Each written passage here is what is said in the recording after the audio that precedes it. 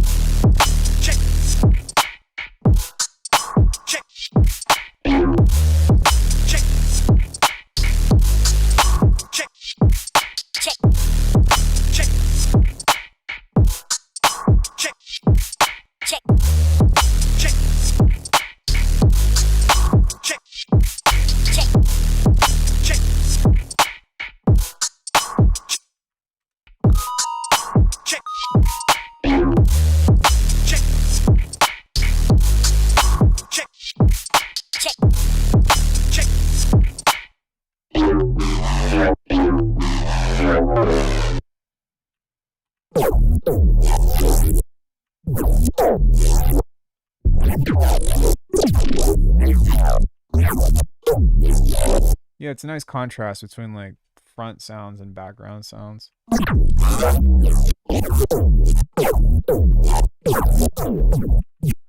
think what I'm going to do is turn this off and then turn this off.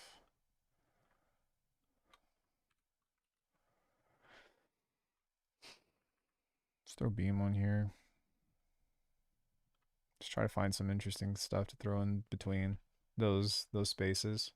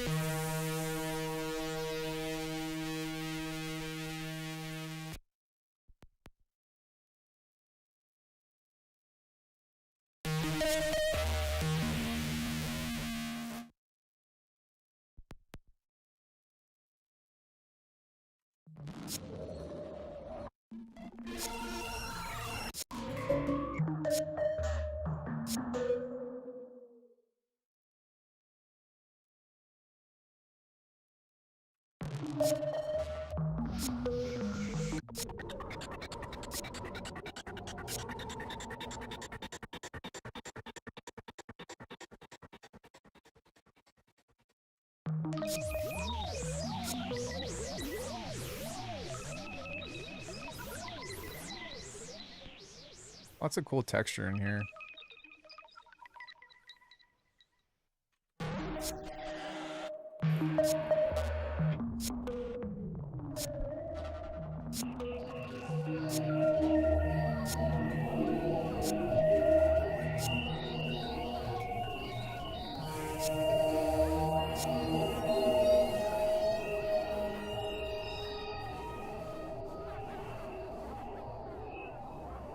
Why did I just do that?